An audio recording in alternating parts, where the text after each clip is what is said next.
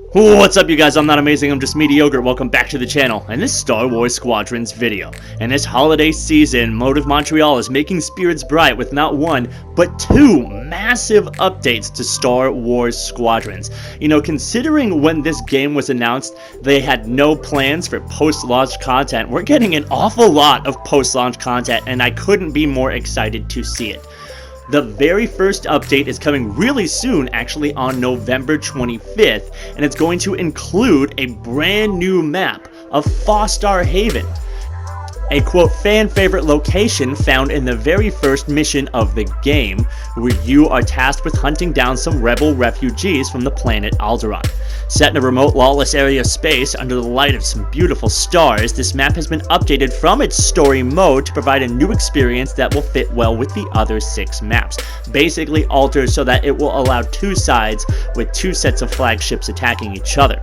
Now, 4 years after the events of the story, the denizens of Fostar Haven had made a few upgrades to their station, trusting neither the Empire nor the New Republic. And you'll have the chance to weave through the crowded dockyards or take the flight to open space.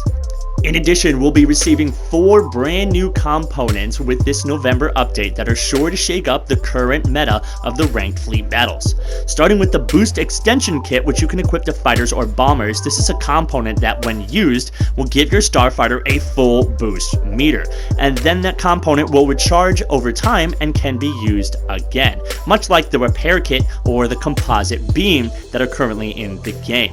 And this sounds like it will be especially useful for the New Republic side, in particular the Y-Wing, to take advantage of. I always felt like that starfighter in particular had a distinct speed and maneuverability disadvantage compared to the TIE Bomber, which has access to the power shunting feature. And so I think this will finally give Y-Wings the chance to shine with speed and maneuverability and be able to pull off some attack runs that you've never seen them be able to execute before. Next, we're giving fighters and interceptors ion rockets that are a lot like the barrage rockets currently in the game. And just like any other ion weapon that we see in the game, it's going to be very useful for destroying enemy shields. Now, these will apparently move at half the speed of standard rockets, but they can be used at the same time as other components, including their non-ion counterparts. So you can use ion rockets and regular rockets at the same time. Sounds like an incredibly useful way to create a capital ship destroying build for an A-Wing or a TIE Interceptor. Third on this list of new components will be prototype piercing torpedoes, available on bombers and fighters as well, providing these 2 ships with a new tactic for taking on capital ships.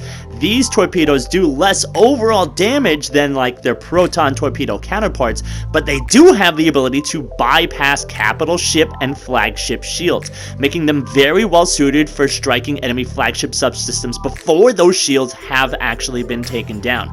Previously, you had to execute some very specific attack runs in order to destroy something like a shield generator or a power subsystem, but before those shields had actually been taken out. And now you have the opportunity to launch a decisive strike and take out those subsystems without getting the shields down first. So that'll be a really interesting new tactic that we're going to have to deal with in ranked fleet battles. And this final component that we're going to get in the November update will be a new component for the support class, an anti-material rocket turret.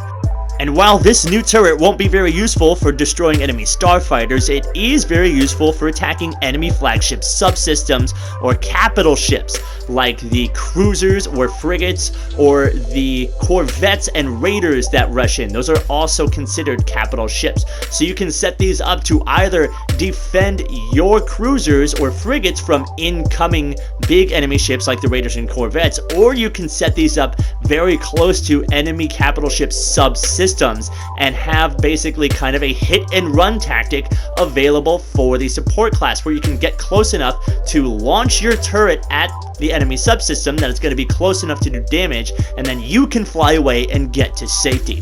So it'll be really interesting to see how these components really shake up the meta of ranked fleet battles, but it won't be nearly as interesting as what's coming in December. This second holiday update promises to bring us 2 brand new starfighters, with the B-Wing as a bomber class for the New Republic and the TIE Defender as a fighter class for the Imperial Empire. And while both of these ships have been balanced for the game, they will maintain their own unique characteristics, like the gyro cockpit and swiveling wings of the B-Wing, and the TIE Defender with its special shields. And they also have unique components that will help differentiate themselves from the other starfighters in their class and factions, but they haven't been made outright better by default. There's still going to be good reasons to pick a Y-Wing over a B-Wing or a TIE Fighter over a TIE Defender and vice versa. It'll depend on your own personal playstyle and what the situation calls for.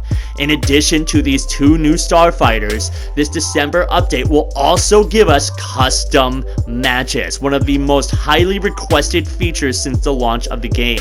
Custom matches will allow you to pick from 1 to 5 players per team across 2 teams to play on any of the 7 maps that will be available at that time.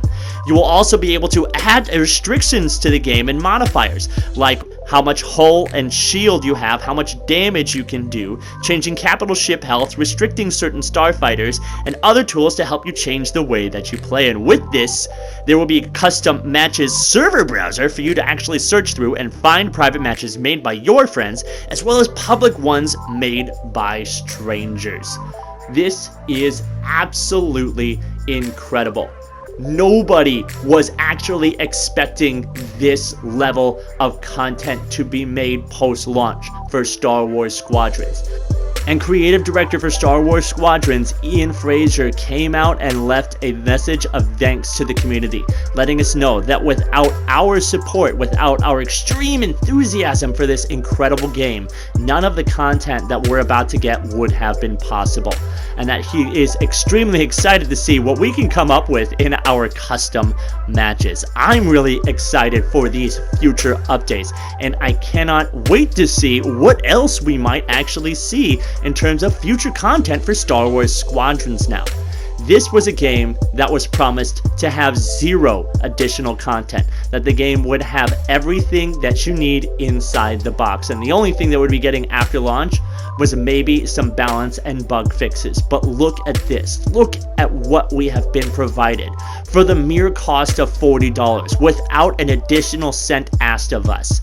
You see, this is exactly the kind of developer that we as gamers need to throw our wholehearted support behind.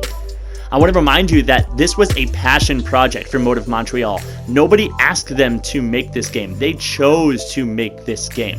And now, even after launch, even after they told us we would be getting no additional content, because we have shown them such support, they continue to deliver extra content to us without asking anything else. I can't wait to see what else these guys have in store for us for Star Wars Squadrons, or what other games they end up making down the line. Remember that you as gamers are also voting for which developers get to continue making games, and you make that vote by choosing which games you purchase. You can choose games that will continue to rip you off and ask more and more dollars of you in exchange for little bitty pieces of content, or you can support developers like these guys who continue to put their heart and soul into this game. I hope you guys enjoyed this video. I hope you guys are really excited for the future of Star Wars Squadrons like I am. If you are, make sure you subscribe to the channel, drop a notification, or ring that notification bell so you don't miss the next video. In the meantime, I'm not amazing, I'm just mediocre, and I'm out.